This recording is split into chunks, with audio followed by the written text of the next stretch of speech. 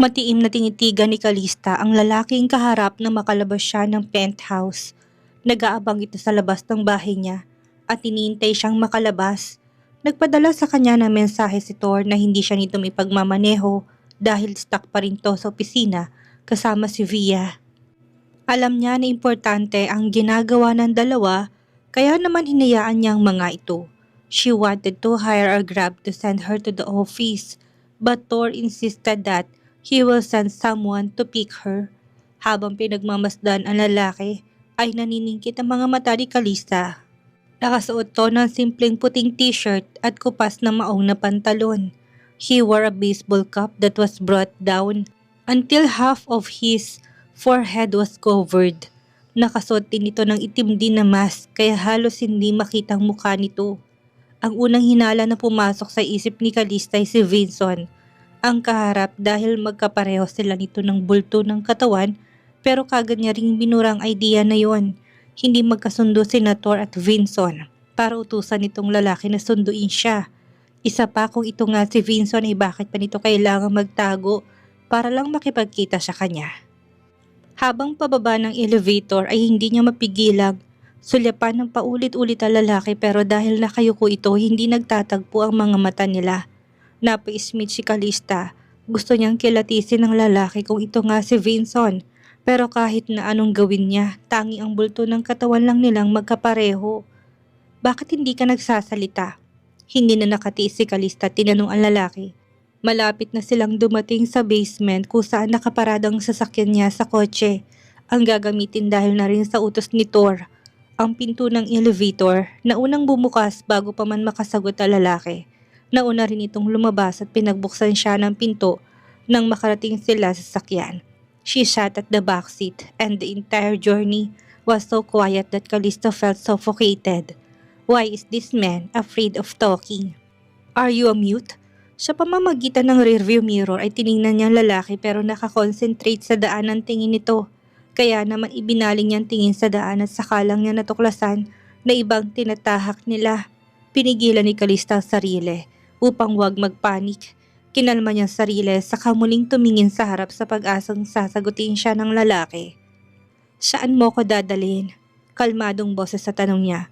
Sa ganitong sitwasyon, hindi siya dapat magpanik at baka lalo lang siyang mapapahamak. Kailangan na muna niyang alamin ang sitwasyon.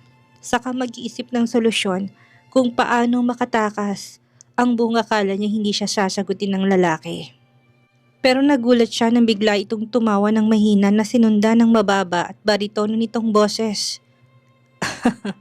Are you afraid, Mrs.? Sinadya pa nito ang huling salita. Kalista was stunned. Lahat ng paghihinala niya na si Vincent na lalaki kagad na naglaho nang marinig ang boses na yon. It was not him. Hindi ito kaboses ni Vincent. Pero bakit biglang kumabog ng mabilis ang dibdib niya nang magsalita ito? Bakit naman ako matatakot? May dapat ba akong katakutan sa'yo? Nangaasar na tanong niya. Huwag kang mag-alala dahil wala akong gagawing masama sa'yo. Ang bilin sa akin ay bigyan na muna kita ng almusal. Tumahimik si Kalista at matamang pinagmasdan ang daang tinatahak nila. At pilit na inuukit yon sa isip sakaling may gagawing hindi magandang lalaki. At least alam niya kung saan siya dinala ng lalaki. Kalahating oras pa nga ang lumipas at nakarating na sila sa destinasyon. Mukhang tama nga naman ito na wala itong gagawing masama sa kanya. Nasa Makati ang opisina ni Kalista pero dinala siya ng lalaki sa Tagaytay.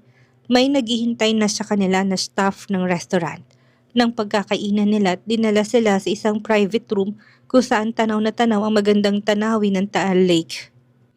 Kalista has been here countless time before nung sila pa ni Vinson.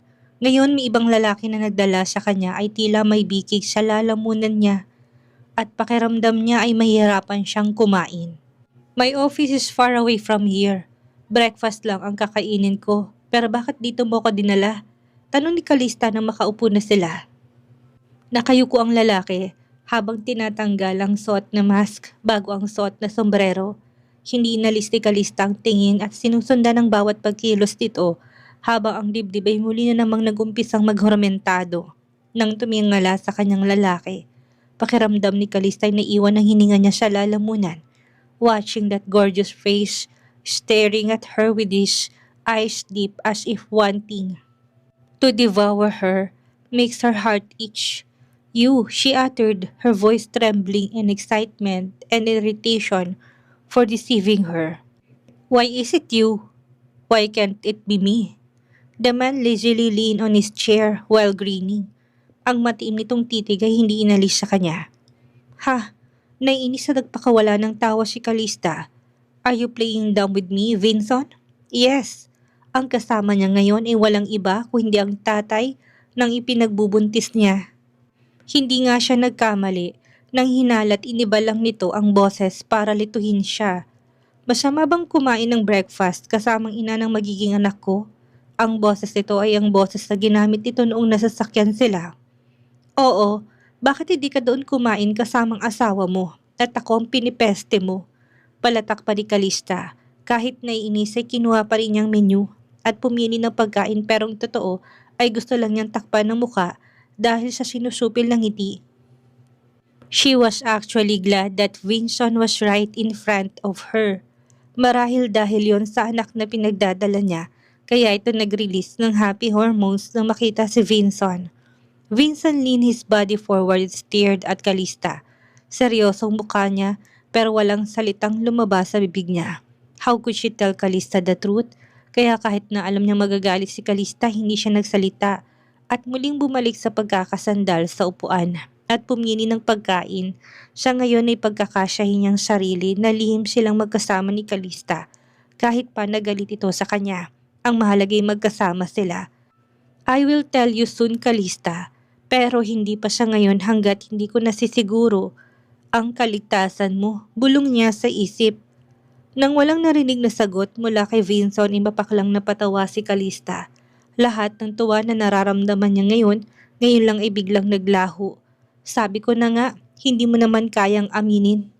Calista, I told you, it's not like that, nangihinang sabi ni Vincent.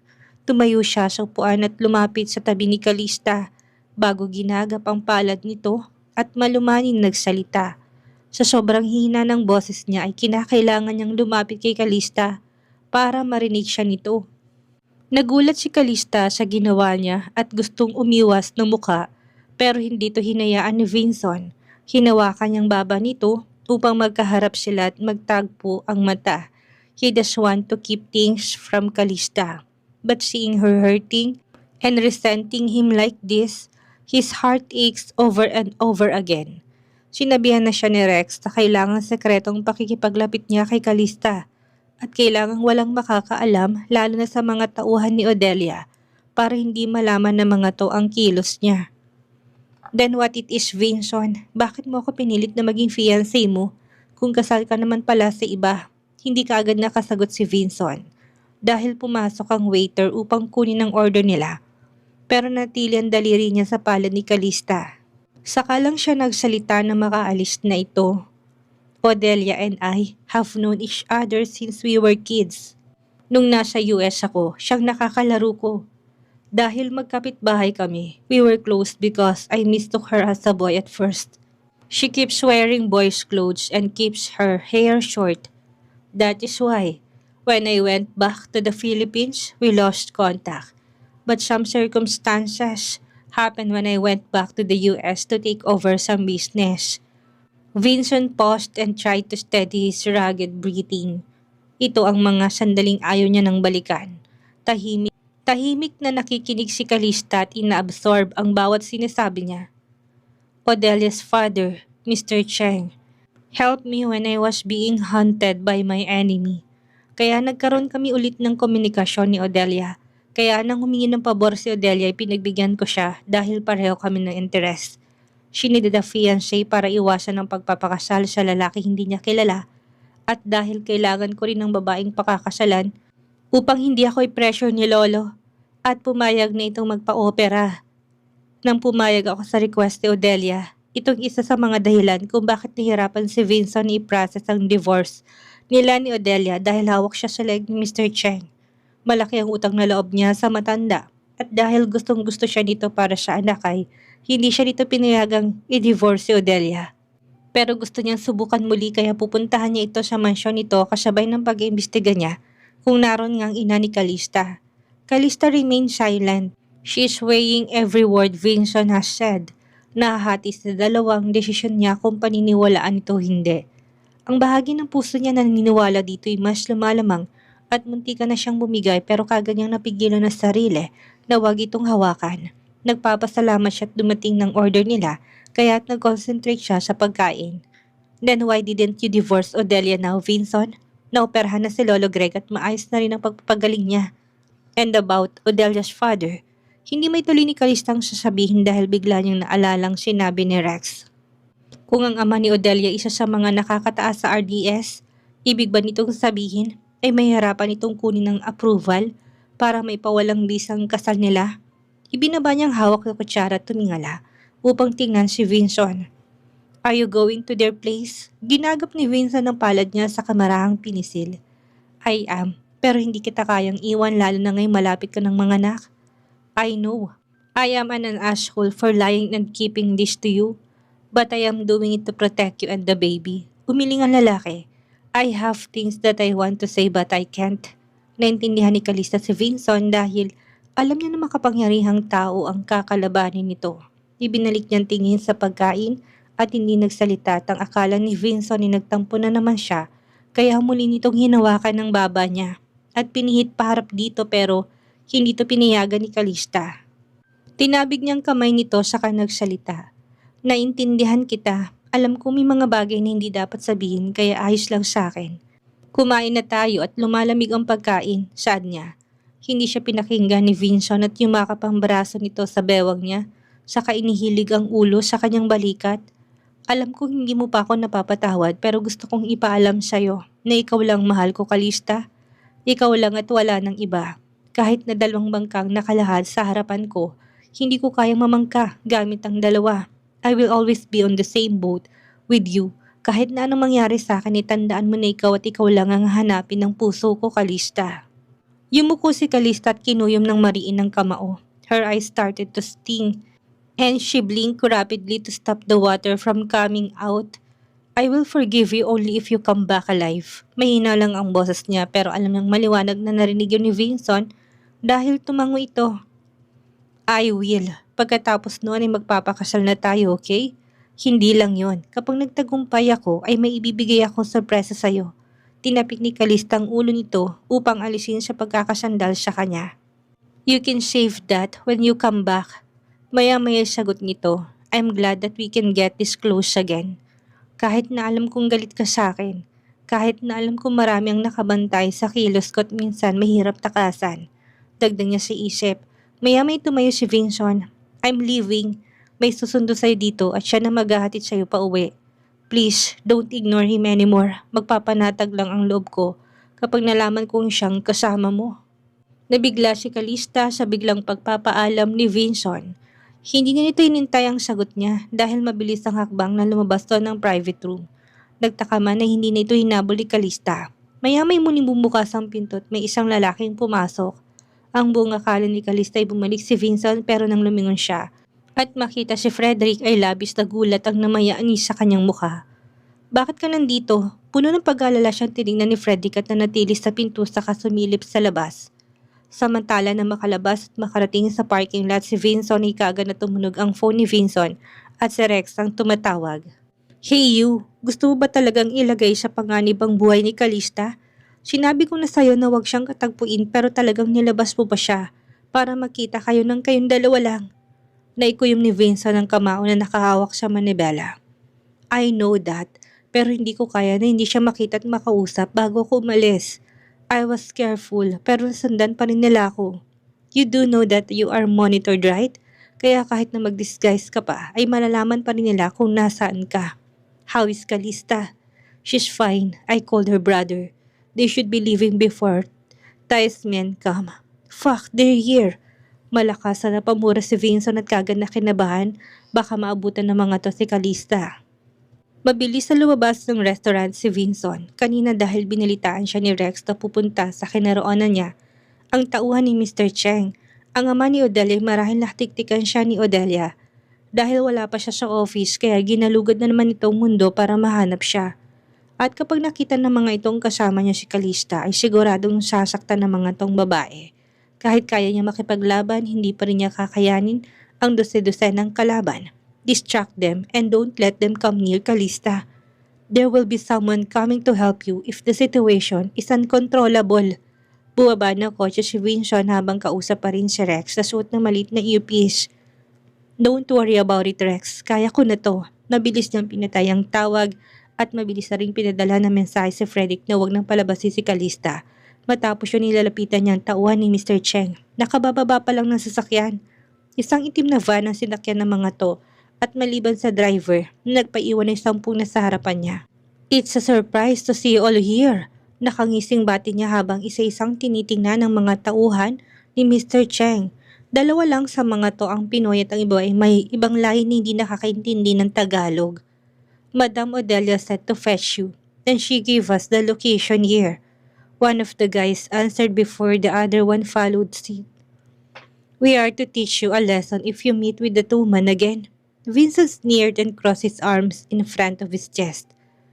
Why should I do it? Didn't your madam tell you that? She owned me, even if I didn't want to. Hindi siya pinakinggan ng pinaka-leader ng grupo at tinanguan ng kasamahan nito upang utusan na ekspeksyonin ang loob ng restaurant. Agad na sumunod ang tauhan na inutusan nito sa kamalalaki ang hakbang na pumasok sa loob ng restaurant. Mahinang napatawa si Vincent upang alisin ang pagkabahala sa puso. Paano ko makita ng mga to si Calista? I told you, there is no one because I came here alone, Vincent said, trying to salvage the situation. Nilapitan niyang pinaka-leader na kasintangkad niya sa kamatalim na matang tinitigan. What you're gonna do when she's not here? Should you let me punch you one time? Ngumising lalaki at hindi natakot sa banta niya. If that woman is inside, I will slap her in front of you and drag her to Miss Odelia for her to play with. Vincent's expressions didn't change a bit. Nagkibit siya ng balikat. Let's see then. Aniyang saka tinalikuran to at bumalik sa kinaroonan ng kotse saka sumandal. Kahit na sinabi niya yun sa leader, ay bigla pa rin dinalaw ng kabang dibdib niya. Hindi niya alam kung nakapagtago na ba si Calista o kung nakaalis na ba ito at baka makita to ng tauhan ni Mr. Cheng. Kaya lumayo siya sa leader ay dahil nanginginig ang daliri niya sa kaba. Gusto niyang pumasok sa loob at sundan ng tauhan pero lalong maghihinala sa kanyang mga ito at baka ikapahamak lang yun ni Calista. Wala pang 20 minutos at lumabas ng tauhang inutusan at wala tong bitbit na sino man. Dumiretso to sa leader nito upang mag-report. There is no woman inside that looks like our target. Even if we review the CCTV, we only saw Mr. Alcaraz alone. Tumaas sa sulok na labi ni Vincent sa isang nakakamatay na ngisi. Saka tinapon ng sigarilyo sa lupa, nakakasindi pa lang at diniinan na parang pumapatay ng langgam. Bago naglakad papunta sa leader ng grupo. Hindi na siya nagsalita at mabilis sa pinalipad ang kamao sa mukha nito upang bigyan ng malakas sa suntok. Nabiglang lahat sa ginawa niya at kagad siyang pinalibutan ng mga tauhan. Kahit ang driver ay bumaba sa sakyan na kagad nang humugot ng baril at tinutukan siya. Nagkibit ng balikat si Vincent at wala pa ring takot na nababaka sa mukha. That's our deal. Aniya, tinaas ng leader ang isang palad upang patigilin ng mga tauhan na kagad na maitinagong mga baril. He's right. Don't worry. It's not a big deal. Anyways, Mr. Cheng wants to see you ASAP. Ang huling salita nito ay nakatukoy sa kanya. Hindi ito sinagot ni Vincent at diretsong balikat na bumamalik sa kotse saka mabilis sa pinaharurot yon. Sinadya pa niya na bugahan ng usok ang mga to. Sa kanya labas ang kamay sa bintana at pinakitaan ng mga to ng gitnang daliri. Boss, are you letting him get away like that? Namamanghang tanong sa leader ng tauhan na pumasok kanina sa restaurant. He can only be arrogant here. When he lands on our territory, I will let him suffer. Samantalang nasa sakyan na pabalik ng Maynila si Calista at Frederick na hindi niya mapigilan ang sariling magtanong. Is there something happening that you want to tell me? Imposibleng magpakita ka doon samantalang napakalayo na ng lugar na yun sa'yo. May hinala si Calista na may kinalaman kay Vincent ang nangyari kanina sa restaurant. Mabilis siyang pinalabas si Frederick sa VIP room at kaagad namang nilinis ng waiter ang mesa na pinagkainan nila saka sila lumabas sa kusina kung saan ang backdoor, imbis na sa front entrance. Narinig din niya na may inutusan sa Frederick na ayusin ang CCTV. upang hindi sila makita sa video. It's nothing. I just want to get you out of there safely. Mukhang walang ang balak na umamin sa kanya si Freddy kaya naman hindi niya na siya nagpumilit. Malalaman at malalaman niya rin ang nangyari. Then why are you there? Did Vincent ask you? Ang katahimikan ni Frederick ay nagkumpirma sa tanong niya. No way. Seriously? Akala ko ba hindi kayo okay? May hinang buntong hiningang pinakawalan ni Frederick bago sumagot. There was a portrait of Moonlover at an art house near here. Vincent was the one who informed me that and gave me the ticket because he already acquired that painting. Natulala si Kalista ng ilang segundo bago binalot ng excitement ang mukha. Talaga? Let's go then. Siya pa nga ang unang nagaya. Tinignan siya ni Frederick habang naka-stoplight at bumaba ang tingin nito sa malaking tiyan niya. Are you sure kaya mo pang magbiyahe? Are you not tired? Mabilis na umiling si Kalista. No, let's just go. Kaya ko pa naman. Nasa Batangas ang art house na sinasabi ni Frederick, kaya doon diretsong biyahe nila. Humigpit ang pagkakahawak ni Frederick sa manibela. He will be going and we'll be getting that painting kung papayag kang umuwi sa bahay natin hanggang sa makapanganak ka. What? Kalista's eyes form an O. Why should I do that? May sarili akong bahay at may kaibigan ako na mag-asikaso sa akin. Biglang tinabi ni Vincent ang sasakyan at tuminto. We're not going then. The only way we can get that painting is when you accept the offer Vincent gave us. And that is, you stay in our house for the time being.